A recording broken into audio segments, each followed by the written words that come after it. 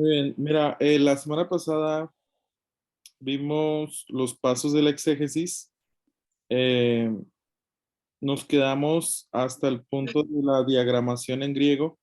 Le preguntaba a Daniela y te pregunto a ti, no sé cómo andas en la diagramación de griego.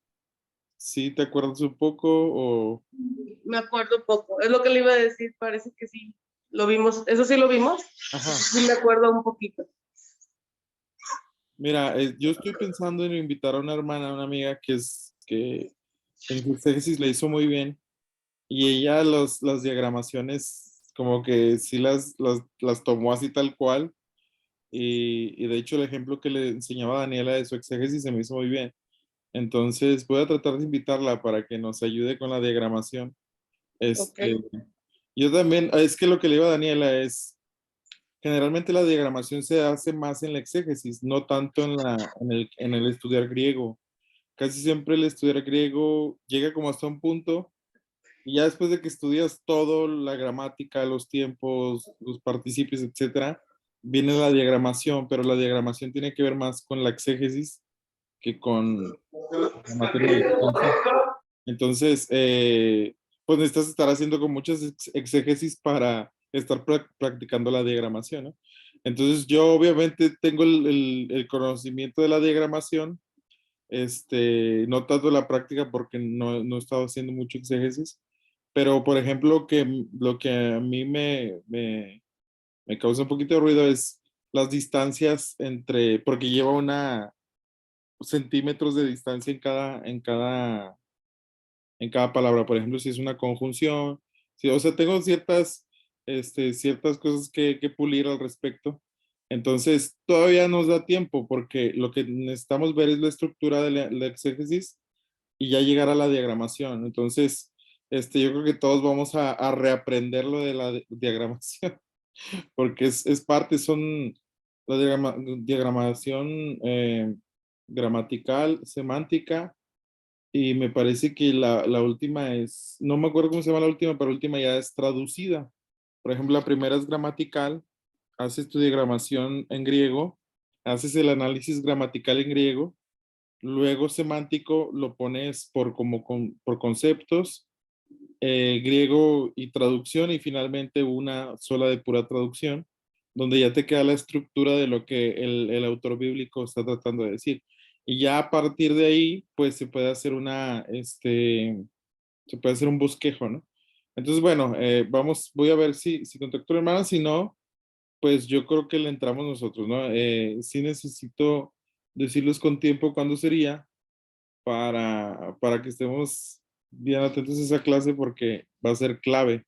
Pero por el momento quiero que veamos, porque antes de llegar a la diagramación, pues se necesitan más elementos, ¿no? Para la exégesis. Ya la diagramación es casi lo último, porque te digo, de ahí ya parte el bosquejo y de ahí a mí me causó como también una, no sé si incomodidad eh, ética, moral, no sé cómo decirlo, ¿verdad? Pero desde ahí como que ya no me gusta, nunca me ha gustado, la verdad, ser maestro de homilética o dar clases de homilética, porque si no tenemos las bases de hermenéutica, a veces de los idiomas, podemos predicar herejías muy homiléticamente, ¿no? Entonces, alegorías, alegorizar muy homiléticamente. Entonces, yo me inclino a la hermenéutica, a la traducción, a la exégesis, y a partir de ahí, pues hacer un bosquejo. Entonces, cuando hacemos una exégesis y vemos ya en la diagramación que la diagramación nos da lo necesario para hacer un bosquejo, nos damos cuenta que muchas veces predicamos de ideas secundarias del autor bíblico o ideas subordinadas, se les llama también, porque es la idea principal, eso es lo que te ayuda a la diagramación, te da la idea principal y luego vas derivando las ideas secundarias o ideas subordinadas de lo que el autor bíblico te está diciendo, y luego ya ves si es una idea y se termina y luego otra idea, o si es una sola idea que se desglosa, ¿no? Entonces, a partir de ahí puedes hacer un bosquejo lo más preciso posible. ¿Por qué? Porque te estás yendo desde el griego. Lo estás haciendo en español, pero las ideas las estás tomando directamente del griego y no es como que en español tomamos una idea que nosotros pensamos es la idea principal del autor pero a veces no necesariamente. ¿Por qué? Porque necesitas traducir. Entonces ya en la traducción y en la diagramación se da. Entonces, yo empecé a meditar y dije, bueno, ¿qué les estamos enseñando en homilética, no? Que tomen la idea y luego la desglosen, pero no necesariamente pudiera ser la idea principal que el autor está tratando de decir. Entonces, lo que al punto que trato de llegar es que ya en este punto de nuestros estudios teológicos, debiéramos, a lo mejor no lo hacemos, pero debiéramos, cada que predicamos, cada que damos un curso, hacer exégesis, ¿no? Entonces, pues te salen unas 30 hojas por lo menos, pero pues eso sería lo ideal. Entonces, ese es el gran reto, ¿no? Bueno, el día de hoy quiero que veamos rápidamente las diferencias entre un análisis hermenéutico y la exégesis bíblica, que en todo caso, no sé si, supongo que han llevado hermenéutica, ¿no? Muy bien, entonces, en todo caso, el análisis hermenéutico nos da como la primera etapa de la exégesis hasta llegar a la traducción. Ya en la traducción, obviamente, pues no. Sí, la hermenéutica trata un poquito de la traducción, pero más palabras, conceptos, y la exégesis es todo, ¿no? Es traducir todo, hacer un análisis gramatical, etcétera. Entonces, ¿qué diferencias hay? Pero también, ¿qué elementos tenemos también que son iguales en la exégesis? Bueno, primero necesitamos nuestro pasaje bíblico. En este caso, en el análisis hermenéutico podemos tomar un pasaje en nuestra perícopa en español, obviamente, donde inicia la idea y donde termina. Lo primero que se hace es un análisis histórico-cultural del pasaje, el contexto general del libro, género, autor, lugar, fecha, destinatarios. Y básicamente esto es la primera parte de un análisis hermenéutico, pero también es la primera parte de un análisis o de una exégesis. En todo caso, necesitamos iniciar con un análisis histórico-cultural o, o contextual, también se le llama. Entonces, estos son los elementos que vamos a necesitar para nuestra exégesis. En el análisis hermenéutico, te reitero, se queda hasta la parte de la traducción. Se traducen algunas palabras, algunos conceptos del griego, del hebreo, dependiendo, pero no se llega a una traducción tal cual del pasaje. O sea, ya no te exige, ¿verdad? El análisis hermenéutico que hagas una traducción completa del pasaje. La exégesis sí. ¿Por qué? Porque obviamente de ahí va a ser la exégesis, pero se necesita primero nuestro pasaje. En el análisis hermenéutico puede ser obviamente el pasaje en español, pero en la exégesis sí tiene que ser en griego. Entonces, ¿qué pasaje vamos a tomar del griego y de dónde a dónde va a abarcar? Por ejemplo, en hermenéutica o en el análisis que hagamos en español de un pasaje en español, como no estamos yendo directamente al griego, podemos tomar un capítulo completo, 2 capítulos, 10 versículos, etcétera. Pero en el caso del griego, se recomienda de 5 a 8, no sé, 6 versículos. ¿Por qué? ¿Por qué se recomienda eso en exégesis? Bueno, de hecho, es casi lo que la idea del autor te va a dar, más o menos unos 6 versículos, 7. A mí me tocó hacer exégesis cuando tomé la materia de griego como de unos 5 versículos. ¿Por qué? Porque vas a traducir los 5 versículos, les vas a hacer el análisis gramatical a los 5 versículos, te vas a ir palabra por palabra, luego vas a ir a hacer la diagramación. Entonces ya en la diagramación, pues necesitamos estructurar de tal manera las ideas del autor. Entonces, en este caso, para el análisis hermenéutico, pero también para el exégesis, necesitamos estos elementos. En, en la exégesis se cuentan unos 7 pasos para hacer la exégesis, pero ya desglosado en elementos, más o menos así van los elementos. El contexto general del libro, Entonces se da una idea, un panorama general del libro que estamos tomando, si es el Evangelio de Marcos, si es el Evangelio de Juan, si es el libro de Números, etcétera. Se da un contexto general del libro. El libro se cree que está dedicado a tal auditorio, por ejemplo, los que están en el exilio, los que salieron del exilio, a los romanos, a los judíos, a los griegos, etcétera. Por esto, el escritor trata estas ideas, etcétera. Entonces, un contexto general del libro sería lo primero. ¿Qué género de libro es? Pues el libro es un libro histórico porque está situado en la historia de Israel y tiene estas características, ¿no? El autor, si tú, o bueno, yo creo que estás muy consciente, ¿verdad? De que tenemos muchos autores identificados en la Biblia, pero otros no están identificados. Por ejemplo, el libro de Josué, quién sabe quién lo escribió, la carta a los hebreos, quién la escribió, quién sabe, decía Orígenes, solamente Dios sabe quién escribió la carta a los hebreos. Entonces, en autor, en este tipo de libros, lo que vamos a poner es las probabilidades, ¿no? Según la historia, según los teólogos. Tal teólogo dice que puede ser Apolos, el escritor de Hebreos, por esto y por esto. Este, Otros dicen que es Pablo, pero no tiene las características de las cartas que Pablo escribe.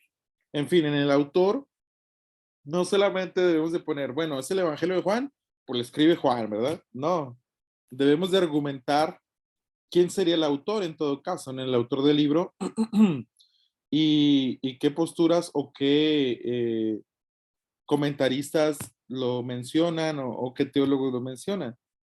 Entonces, en autor, pues también sería unos dos o tres eh, oraciones, no sé, un párrafo pequeño, ¿no?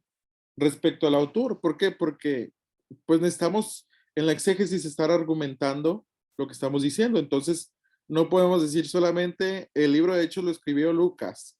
Muy bien, lugar, lo escribe desde tal. No, no, no, más bien, se cree que es Lucas por las primeras frases que inicia eh, el libro de los Hechos, o excelentísimo Teófilo, que es una conexión con el Evangelio de Lucas. Yo también me siento un poquito mal, pero bueno, este, ahí vamos. Entonces, el lugar desde donde escribe, probablemente, todo generalmente es una probabilidad. ¿Por qué? Porque no tenemos una certeza de todos los escritos. La fecha probable, en el caso del Nuevo Testamento, todo se escribe del año 30 al año 68 aproximadamente, con excepción de Apocalipsis. Apocalipsis se escribe más allá del año 70.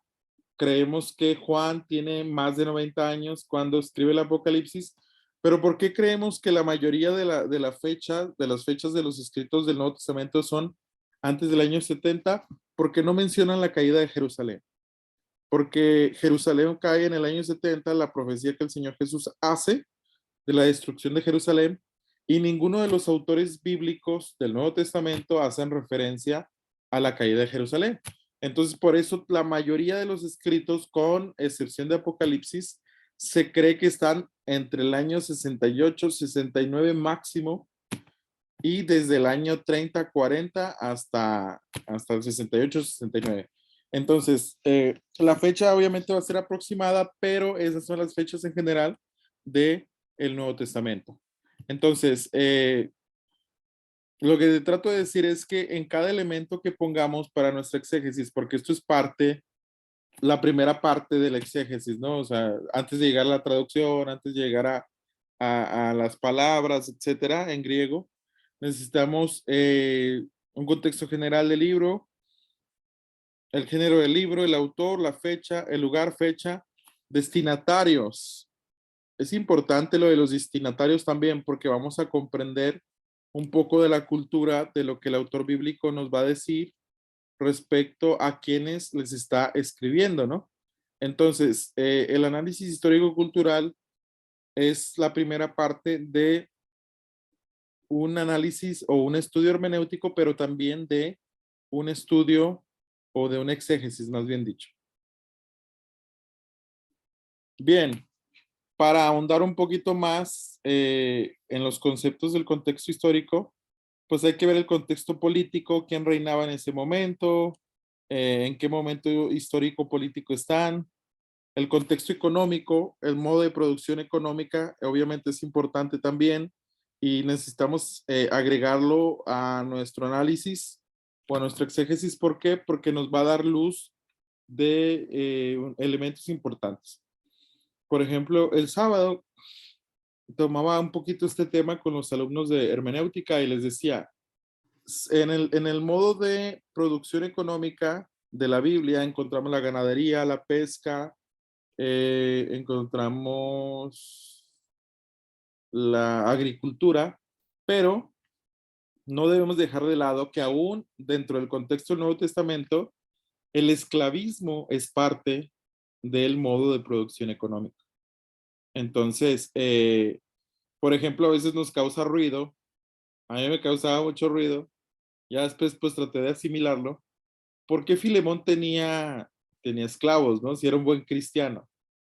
¿Por qué? Porque hace como un choque con nuestro contexto. Choca con nuestro contexto el pensar que un cristiano tenga esclavos. Se supone que tú como cristiano eres un servidor, estás para servir, estás para ayudar a otros.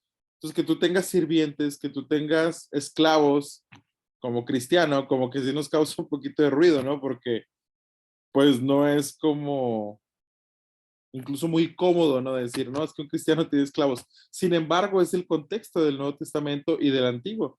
Todavía en el Nuevo Testamento se ve mucho. Entonces, Pablo regula mucho esto, ¿no? Y Pablo menciona mucho esto. En Cristo no hay judío ni griego, esclavo ni libre, hombre ni mujer. Entonces, Pablo está hablando de un modo de producción económica específico muy fuerte, que es el esclavismo, que no necesariamente es un modelo que Dios les dio, pero que es parte de la evolución de la sociedad y de la economía de los judíos, etcétera. Y encontramos que históricamente algunos esclavos eran pastores, incluso de sus amos, ¿no? Había algo, el cristianismo viene a revolucionar mucho el contexto histórico-cultural del momento, porque ¿cómo vas a pensar que un esclavo puede ser un pastor, ¿no? Y sí había esclavos pastor. De hecho, Onésimo, quien es un esclavo que se escapa de casa de Filemón, que va con Pablo, Pablo lo gana para Cristo y lo regresa con Filemón, se cree según la tradición, y debemos de entender que según la tradición no necesariamente es algo falso o no necesariamente es algo que no sea cierto, sino cuando decimos según la tradición es según lo que las personas de ese momento histórico decían. Se cree que Onésimo, el esclavo de Filemón, se le da la libertad y funda por lo menos 7 iglesias. Y es pastor, etcétera. Entonces, la Biblia ya no lo registra porque no tenemos una contestación de la carta de Pablo a Filemón. No sabemos qué contestó Filemón, pero según la tradición, ¿verdad? Se cree que Filemón llegó, fue libre, abrió iglesias y que con él llevó la carta a Filemón, pero también a los colosenses, porque Filemón vivía en Colosas. Entonces, el contexto económico, por eso es importante, porque dependiendo de qué estemos hablando, ¿no? Si vamos a hacer exégesis del Salmos 23, etcétera, probablemente el contexto económico no nos dé mucho, ¿no? O sea, no nos diga mucho. Tal vez el oficio del pastor, económicamente cuánto cuesta una oveja, no sé. El contexto económico es lo que nos puede dar, ¿no? Pero en otros pasajes sí nos puede dar mucha luz. Por ejemplo, en este caso, ¿no? Si haces una exégesis de la carta a Filemón, pues obviamente el esclavismo, el modo de producción económica en el momento, es muy importante detallar por qué. El contexto social. Aunque el concepto de clases sociales, y voy a entrar un poquito en sociología, ¿no? Aunque el concepto de clases sociales es meramente o relativamente nuevo, porque surge como en como en el siglo XIX, cuando Carlos Marx sobre todo y los autores que son los padres de la sociología los acuñan estos términos, anteriormente no existían. Es que también por ejemplo, debemos de entender que nuestro contexto no puede juzgar el contexto de otra época histórica. ¿Por qué? Porque son diferentes. Entonces, por ejemplo, a veces pensamos en la niñez, por ejemplo, las categorías etarias, así se le llama, ¿no? La niñez, la adolescencia, la juventud, y luego ya en la iglesia ponemos jóvenes adultos, ¿verdad? Para aquellos que son universitarios y que no están adolescentes ni jovencitos, pero siguen siendo jóvenes, son solteros y tienen otras necesidades, y luego adultos, y diría una pastora, oportunidades o la etapa de oro, ¿no? Los ancianos de la iglesia, ¿no? Los hermanos que ya tienen cierta edad. Estas categorías son modernas. ¿A qué me refiero? A partir de la modernidad surgen. Rosana Reguillo es una autora que habla de juventudes latinoamericanas y ella dice que nosotros los jóvenes o los que nacimos en los 80s a finales 90s, 2000, somos hijos de la modernidad, ella dice así, ¿no? ¿Por qué? Porque nuestra construcción está a partir de la modernidad. Entonces, ¿qué trato de decirte? Obviamente, nosotros entendemos y así lo categorizamos en la iglesia. Cunero, niños o corderitos o joyitas o no sé qué términos tengan en las iglesias, ¿verdad? Luego adolescentes, jóvenes, adultos y luego ya adultos mayores. Pero resulta que en la Biblia no existen esas categorías. Por ejemplo, era la niñez y la edad adulta. No existía un lapso de juventud tan marcado como el nuestro. Sí existía, obviamente, la idea de la juventud, porque Pablo le dice eso a Timoteo, ¿verdad? Ninguno tenga en poco tu juventud o ninguno te menosprecie por ser joven. Pero cuando le escribe estas palabras hay un debate. Hay quienes dicen, bueno, cuando Pablo le dice a Timoteo, perdón, que se quede a pastorear en Éfeso, Timoteo tendría entre 18 y 20 años. Y hay otros que dicen, no, cuando Pablo le escribe las cartas a Timoteo, probablemente tenía 40 años de edad. Para nuestro contexto, alguien de 40 es joven, pero no tan joven. Entonces, de hecho, no sé, ustedes, yo creo que tú y Daniel están en los 20, ¿no? Andan en los 20 años, no sé en qué años, qué edad tengan, ¿no? Yo ya estoy en los 30, en el tercer piso con 4 escalones, entonces, obviamente te sientes como que ni tan joven, no me siento, es extraño llegar a los 30, les va a pasar si Dios les permite. No te sientes joven, pero tampoco te sientes viejo, más bien todo lo contrario, ¿verdad? Ah, no es cierto, pero está raro, ¿por qué? Porque te sientes lejos de los jóvenes, de los adolescentes, ya lejos, pero también no te sientes tan cerca de los más grandes. Entonces, yo ando entre los tercer piso y 4 escalones, ya digo, bueno, cuando tenga unos 7, 8 escalones, me voy a sentir más cerca del cuarto piso, mientras no. Entonces, en nuestro contexto, la juventud es distinta, no sé si me explico. Entonces, obviamente las clases sociales, la cuestión de la juventud o aspectos culturales existen en la Biblia, sí, ahí están y son diferentes a los nuestros. Aunque las clases sociales es un concepto que Carlos Marx acuña en el año de 1800 y que hasta la actualidad nos sirve porque hay gente que critica el marxismo, pero no todo lo que Marx dice es inválido, ¿no? O no todo lo que Marx dice no nos sirve, al contrario. Hay cosas que sí nos ayudan todavía de sus análisis a la sociedad y sobre todo tiene que ver con las clases sociales. No podemos entender la sociedad si no entendemos las clases sociales. El contexto de una persona es muy distinto. Un joven de 18 años que es de clase baja va a vivir en un contexto muy diferente a un joven de clase alta de 18 años. Tienen la misma edad, pero están en contextos diferentes. Entonces, en la Biblia es lo mismo. Por ejemplo, en la carta a los filipenses encontramos por lo menos 3 clases sociales. La joven que adivina y que Pablo ora por ella, la reprende y se le va el espíritu de adivinación.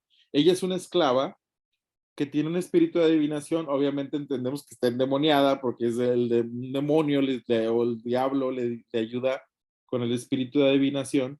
Pablo ora por ella y el demonio sale, ¿no? Entonces, ese es el conflicto que tienen con Pablo para meterlo a la cárcel en Filipos. ¿Por qué? Porque los amos o los señores de esta joven, pues lo demandan, ¿no? O lo meten a la cárcel debido a esto. Entonces, encontramos que esta joven se convierte a Cristo porque según el contexto, es lo más probable que se haya convertido. Es de clase baja. ¿Por qué? porque la clase baja en el contexto bíblico del Nuevo Testamento es un esclavo. El esclavo no es dueño ni de sí mismo. Entonces, por eso también se cree que los apóstoles no necesariamente eran pobres. ¿Por qué? Porque muchos de ellos tenían diríamos aquí en México, tenían una pyme, ¿no? Una pequeña o mediana empresa. ¿Por qué? Porque tenían, por ejemplo, barquitos para la pesca, o Mateo, que era recaudador de impuestos.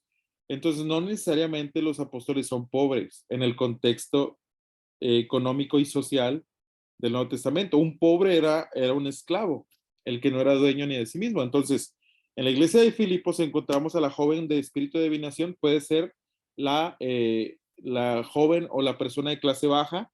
Tenemos al carcelero de Filipos, que le dice a Pablo: ¿qué tengo que hacer para ser salvo? Creen en el Señor Jesucristo y serás salvo tú y toda tu casa. Entonces, el carcelero de Filipos pudiera representarnos la clase media, y luego Lidia, la que vende púrpura, es una empresaria del tiempo, es una empresaria del momento.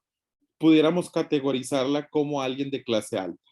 Entonces, en la iglesia de Filipos, habría que analizar en otras iglesias y en Romanos, muy probablemente, en Corintios, etcétera, estén las clases sociales así marcadas, muy probablemente sí, pero donde yo encuentro más marcadas las clases sociales en el Nuevo Testamento es la carta a los Filipenses. La joven, que es espíritu de adivinación, sería pobre o de clase baja. Luego el carcelero de Filipos, clase media. Luego Lidia, la que vende púrpura, sería una empresaria o alguien de clase alta. Entonces, los aspectos culturales también son importantes. El contexto, por ejemplo, de la mujer samaritana.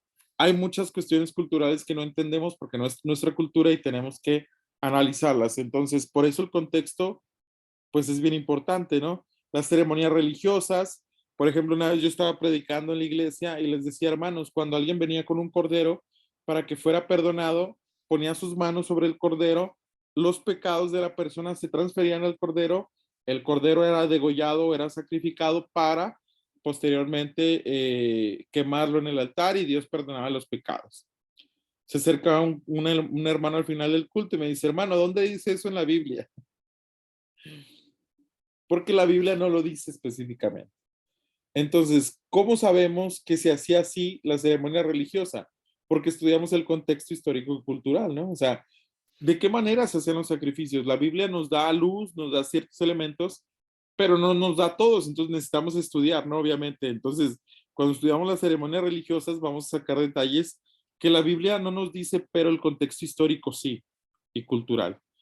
Interacción entre personajes, si es un diálogo, qué es lo que están hablando, en fin, el contexto tecnológico también es importante. Son elementos que yo pongo dentro del contexto histórico-cultural. Obviamente, dentro de los pasos de la exégesis, vamos a ser un poquito más puntuales en qué debemos de poner.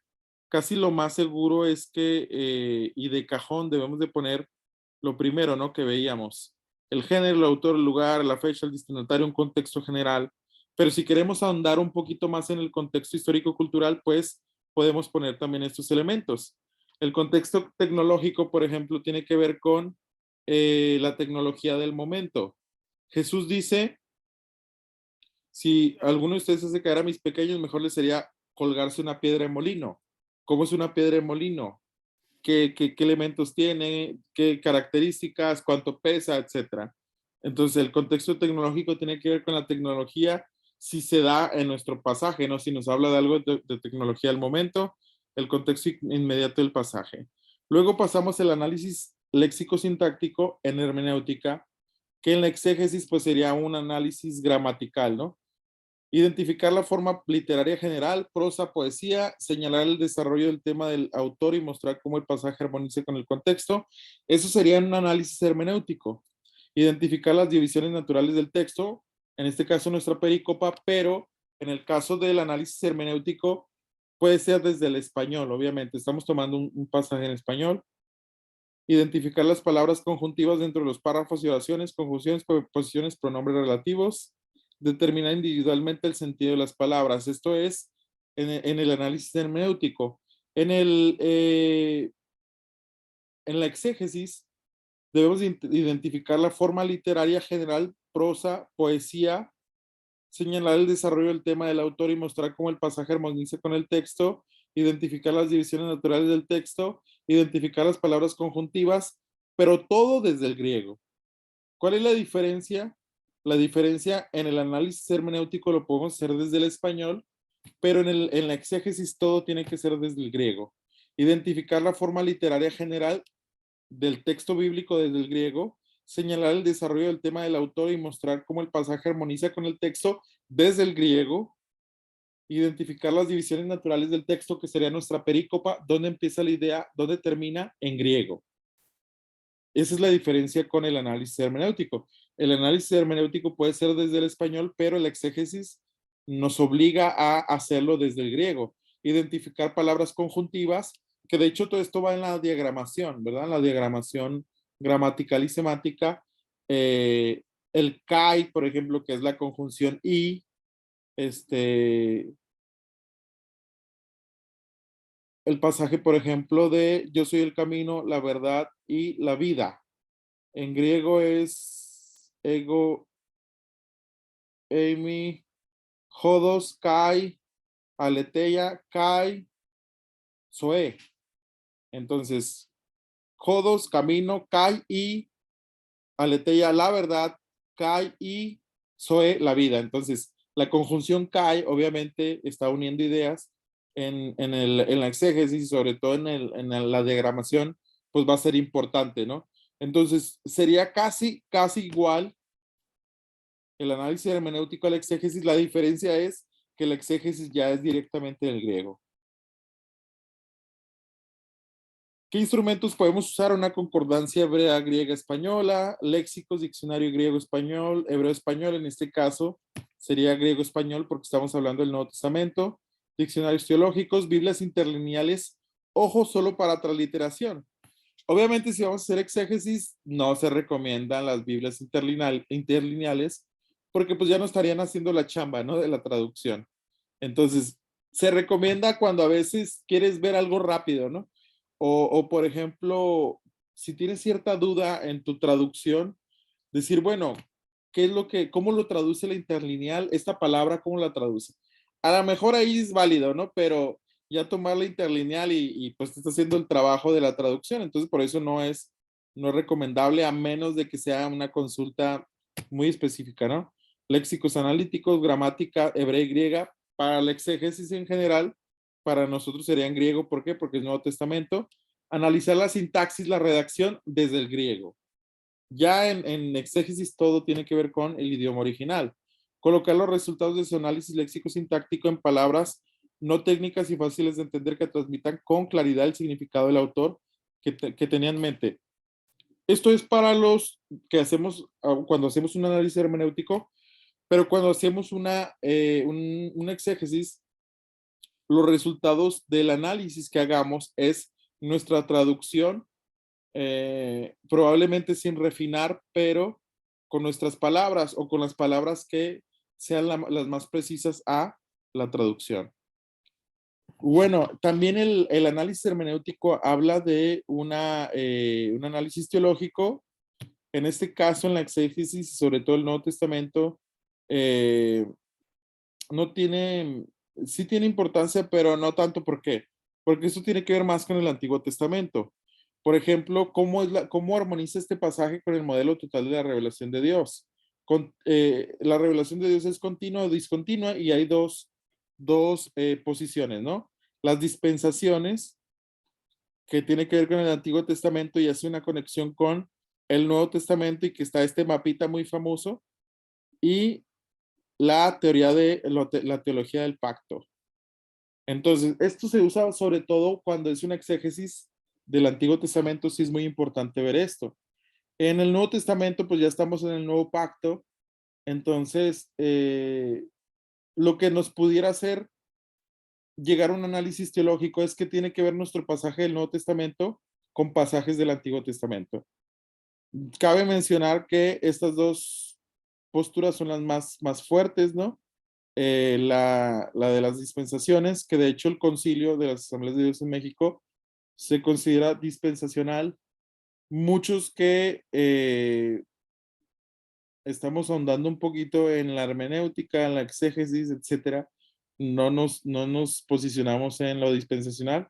Yo no me posiciono en lo dispensacional, yo me posiciono más en la teología del pacto, que vendría siendo esta, ¿no? Pero son temas más de hermenéutica, son temas más de interpretación, son temas más de la conexión del Antiguo Testamento y el Nuevo. Cabe mencionarlo, ¿por qué? Porque si tu pasaje en griego en el Nuevo Testamento tiene una conexión con el Antiguo Testamento, obviamente hay que hacer un análisis teológico. Por ejemplo, si tomas un pasaje de la carta a los Hebreos, muy probablemente te va a conectar al libro de Levítico. Entonces sí tienes que hacer un análisis teológico, obviamente, de lo que representa el sumo sacerdote, por ejemplo, en Levítico, y qué representa el sumo sacerdote en la carta a los Hebreos, que sería la personificación de Cristo, ¿no? Por ejemplo. Entonces tendrías que hacer un análisis teológico al respecto. Entonces, esas son las diferencias y esos son lo que concuerda un poco el análisis hermenéutico y la exégesis. Cuando se trata de profecía, pues hay 4 elementos: cumplimiento inmediato, cumplimiento a largo plazo, cumplimiento mesiánico que tiene que ver con Cristo y cumplimiento escatológico. Si nosotros tomamos un elemento o un pasaje, más bien dicho, que tenga que ver con profecía en el Nuevo Testamento, casi nos va a llevar a un cumplimiento escatológico que tiene que ver con lo apocalíptico o lo de los últimos días. Entonces, la profecía en el Antiguo Testamento nos da los 4 elementos, la profecía en el Nuevo Testamento casi nos va a llevar a la cuestión escatológica apocalíptica. Por ejemplo, cuando Pablo habla del arrebatamiento, cuando Pablo habla del misterio de la iniquidad, del anticristo, etcétera, son profecías que no se han cumplido, pero que tienen que ver con los últimos días. Y luego, si estamos haciendo exégesis de algún recurso literario, los símiles, ¿qué es un símil? Pues es una comparación, ¿no? Entonces, en el Antiguo Testamento hay muchos símiles, en el Nuevo también hay, pero no tanto.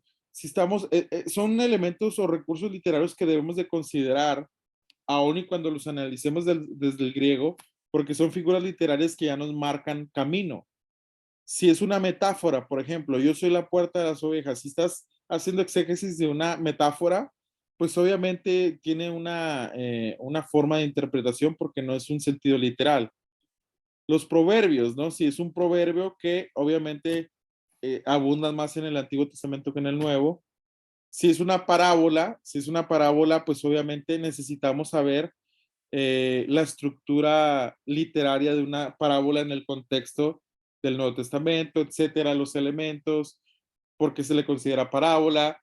Si quieres hacer exégesis, por ejemplo, de la historia de Lázaro y el rico, que muchos dicen que es una parábola, pero otros dicen no, no es una parábola, es una historia real. ¿Por qué? Porque por lo menos uno de los personajes tiene un nombre personal. Las parábolas generalmente no te dan nombres personales, hablan muy en general. Entonces, las características de la parábola en un exégesis tiene que ver mucho con la forma literaria, ¿no? Que está utilizando el autor. Si es una alegoría, yo soy la vid verdadera, etcétera. Entonces, si vamos a hacer exégesis de algún recurso literario, obviamente debemos de tomar atención en las características de lo que estamos haciendo investigación, ¿no? Si es un símil, si es una metáfora, proverbio, parábola, alegoría, etcétera. Y finalmente, después de hacer nuestra estructura, ¿verdad? Eh, para la exégesis, pues nos lleva a la traducción del pasaje y al análisis gramatical, ¿no? En arqué, en hologos, en principio estaba haciendo la palabra. Entonces aquí, si te fijas, es una transliteración, una traducción, perdón, sin estar refinada, sería una Biblia interlineal en el Nuevo Testamento. Yo lo tomé obviamente pues para darte el ejemplo de que ya llegamos a un punto donde necesitamos traducir palabra por palabra y luego hacer el análisis gramatical. Aquí es una preposición, en el principio, aquí es la conjunción y luego es un adjetivo, ¿no? Un sustantivo, obviamente. Estaba haciendo, acá ya hay el verbo ser o estar, estar siendo, y luego acá hay otra, no es una conjunción, conjunto con el sustantivo, pero también el jo no se le llama también conjunción. Se me escapa ahorita el nombre de la letra. El kai, que es el famoso i, conjunción, y luego si está antes para ligar con la otra idea, jólogos en el principio, en fin, ¿no? Entonces, yo sé que andas gripada, a lo mejor no estás poniendo mucha atención, yo también ando como que, pero bueno, el punto es que llegamos a la traducción y llegamos al análisis gramatical, ¿verdad?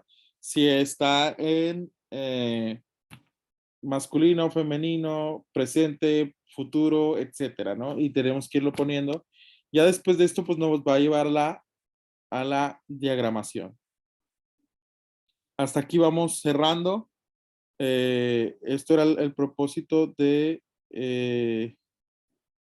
la clase de hoy, que tenía que ver un poquito más con la estructura primera eh, del, del exégesis.